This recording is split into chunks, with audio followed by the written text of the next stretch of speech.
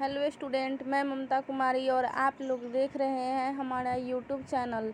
हम लोग देख रहे थे चैप्टर 3 टोटल डिफरेंशियल इक्वेशन। इसमें हम लोग देखे थे मेथड 1 और मेथड 2 पे question.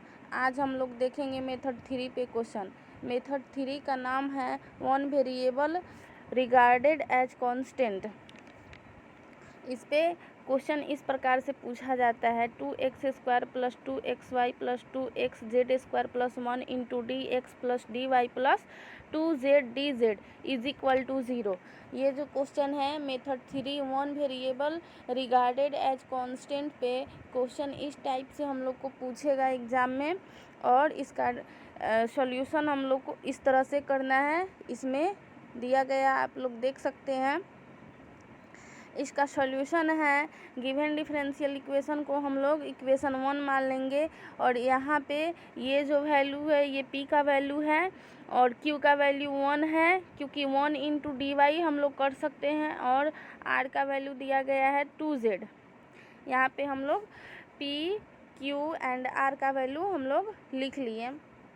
Now p × del q अपन del z minus del r अपन del y plus q × del r अपन del x minus del p अपन del z plus r × del p बटा del y minus del q बटा del x = 0 पे हम लोग इसके मान को put करके और इसका कैलकुलेट करेंगे। तो अगर 0 हम लोग इसका रिज़ल्ट हम लोग को दे देता है तो ये गिवन डिफरेंशियल इक्वेशन इंटीग्रेबिलिटी के लायक होगा, यानी इंटीग्रेबिलिटी को ये सेटिस्फाइड करेगा। अगर ये 0 के इक्वल में नहीं देता है तो ये गिवन डिफरेंशियल इक्वेशन इंटीग्रेबिलिटी का लायक नहीं होगा, यानी इंटीग्रेबल को सेटिस्फाई वो नहीं करेगा।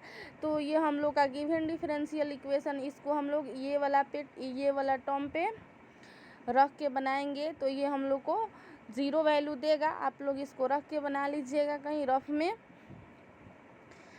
ऑफिशियली ये देता ही है, क्वेश्चन जो रहता है वो इसको हम लोग इस टर्म पे अगर बैठाते हैं, पुट करते हैं इसका वैल्यू और कैलकुलेट करते हैं तो वो 0 हम लोग को दे ही देता है, और ये इंटीग्रेबिलिटी को सेटिस्फाइड कर देता है। उसके बाद हम लोग को मानना है लेट x = कांस्टेंट, तो dx = 0 हो जाएगा। इक्वेशन 1 बिकम्स से, यानी इक्वेशन 1 से x का वैल्यू हम लोग रखेंगे कांस्टेंट, तो वो तो 0 तो होगा ही, और dx = 0। तो ये पूरा जो टर्म है इक्वेशन 1, ये जो पूरा टर्म है dx वाला वो तो हम लोग का 0 हो जाएगा। बचेगा हम लोग के पास dy, तो dy को हम लोग इंटीग्रेट करेंगे तो y होगा, और 2z × dz को इंटीग्रेट करेंगे लोग तो z² होगा = कांस्टेंट, और कांस्टेंट को हम लोग 5x मान लिए हैं, यानी y + z² = 5x हम लोग मान लिए। तो यहाँ पे अगर हम लोग y + z² और 5x को इधर लाते हैं तो ये -5x + y + z² = 0 होगा। फिर उसके बाद हम लोग को डिफरेंशिएट करना है गिवन डिफरेंशियल इक्वेशन जो -5x × y -5x + y + z² था, उसको हम लोग डिफरेंशिएट करेंगे तो वो हम लोग का टर्म इस रूप में आएगा। इसको हम लोग इक्वेशन 2 मान लेंगे और कंपेयर करेंगे इक्वेशन 1 और 2 से, तो हम लोग का जो रिज़ल्ट आएगा -5x = 2x² + 2xy + 2xz² + 1, और यहाँ से हम लोग इसको x के रिस्पेक्ट में फिर से डिफरेंशिएट करेंगे तो -d5x अपन dx = 2x² + 2x × y + z² + 1, और इसको अगेन हम लोग कैलकुलेट करेंगे तो हम लोग का रिज़ल्ट इक्वेशन 3 जो है ये हम लोग को वैल्यू देगा, यानी d5x अपन dx + 2x5x = -2x² + 1, और इक्वेशन 3 जो है ये हम लोग का लीनियर है, लीनियर फॉर्म में है। तो यहाँ से हम लोग IF का वैल्यू निकालेंगे। पहले हम लोग ये IF का वैल्यू निकाल चुके हैं, उसी तरह से हम लोग आगे भी निकालेंगे, और इस यहाँ पे भी IF का वैल्यू उसी प्रकार से निकलेगा। और उसके बाद आगे जो फॉर्मूला पे बैठाना है r इंटू आई एफ, ये सब हम लोग पढ़े ना, is equal to integration I F into R into D x plus C, जहाँ सी कॉन्स्टेंट टर्म है और उसको हम लोग कैलकुलेट करेंगे तो हम लोग का रिजल्ट इतना आएगा। फिर उसके बाद हम लोग इसको कैलकुलेट करेंगे तो फाइनल हम लोग का रिजल्ट जो है वो इतना दे देगा, यानी x plus y plus z square is equal to C e to the power minus x square. और ये हम लोग का रिक्वायर्ड जनरल सॉल्यूशन हो गया। अब हम लोग देखेंगे मेथड 4 पे क्वेश्चन। अब हम लोग देखेंगे मेथड 4 पे क्वेश्चन। मेथड 4 का जो नाम है वो है मेथड ऑफ ऑक्सिलरी इक्वेशंस, और इस पे हम लोग को क्वेश्चन देखना है और सॉल्व करना है। इसका पहला नंबर क्वेश्चन दिया गया है 3x square d x plus 3y square d y minus x q plus y q plus 3 e to the power 2z into d Z is equal to 0। इसका हम लोग सोल्यूशन करेंगे। इसका सोल्यूशन इस प्रकार से दिया गया है। यहाँ पे भी गिवन डिफरेंशियल इक्वेशन को हम लोग इक्वेशन 1 मान लेंगे और यहाँ पे p q एंड r का वैल्यू पुट करेंगे और फिर ये वाला टर्म पे इसको हम लोग कैलकुलेट करेंगे तो ये 0 रिजल्ट हम लोग को दे देगा, यानी गिवन डिफरेंशियल इक्वेशन जो है वो इंटीग्रेबिलिटी को सेटिस्फाइड कर जाएगा। तब हम लोग कंपेयर करेंगे इक्वेशन 1 और 2 से। D x upon 3y square is equal to d y upon minus 3x square is equal to d z बटा 0। इक्वेशन 3 इसको हम लोग मान लिए। Taking first 2 members of 3, first 2 members यानी ये दोनों को हम लोग को लेना है और इसको हम लोग कैलकुलेट करेंगे, यानी d x upon 3y square is equal to d y upon minus 3x square. इसको हम लोग क्रॉस मल्टीप्लाई करते हैं तो 3x square into D x plus 3y square into d y is equal to 0 हम लोग को ये रिजल्ट देता है। और फिर हम लोग इसको इंटीग्रेट करेंगे तो हम लोग को ये रिजल्ट देगा x q plus y q is equal to constant, और कॉन्स्टेंट को हम लोग यू मान लिए। तब again taking last 2 members we have d Z is equal to 0।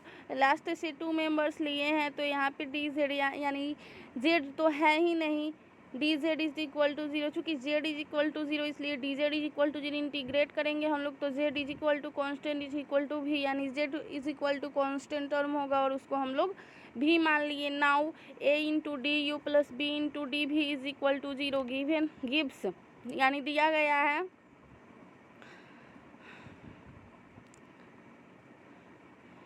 A is equal to d u का वैल्यू हम लोग यहाँ पे रखेंगे, यानी पीछे जो देखे थे वो, और b इंटू डी जेड रखेंगे।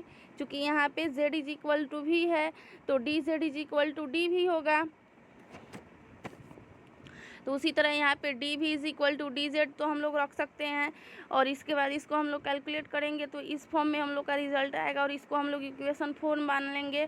अब कंपेयर करेंगे 1 और 4 से, तो यहाँ पे a is equal to 1 b is equal to हम लोग का रिजल्ट इतना आएगा। Putting the value of a and b in equation a d you plus b d भी इज इक्वल टू 0।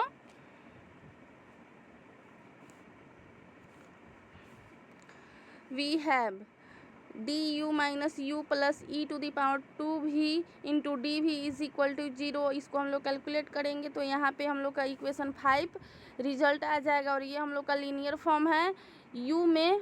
तब यहाँ से आई एफ हम लोग निकालेंगे और उसके बाद जो मेन फार्मूला होता है I F into R is equal to integration I F into R into D x plus C1, उस पर हम लोग इसको बनाएंगे। ये जो क्वेश्चन है ये सेम पूरे तरीके से इसी तरह से हम लोग को CSIR नेट में भी क्वेश्चन पूछता है। हम आप लोग को बार बार ये बात बोल रहे हैं, आप लोग कॉन्सेंट्रेट कीजिएगा।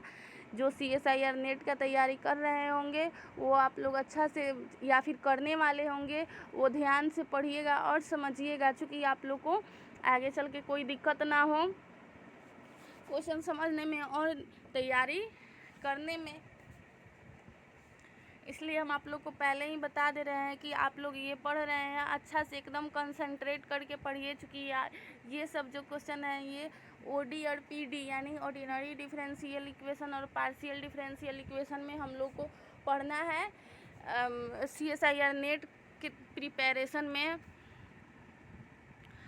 CSIR नेट में जो भी क्वेश्चन पूछे जाते हैं वो BSc से ही पूछे जाते हैं। वो PG से उतना क्वेश्चन नहीं रहते हैं जितना BSc से रहते हैं। इसलिए आप लोग को हम बार बार ये बात बोल रहे हैं कि आप लोग अच्छा से इसको कंसंट्रेट कीजिए, ध्यान दीजिए इस पर, चूँकि CSIR नेट में ग्रेजुएशन से ही क्वेश्चन पूछे जाते हैं ज़्यादातर। और यहाँ पे हम लोग का चैप्टर 3 टोटल डिफरेंशियल इक्वेशन समाप्त होता है।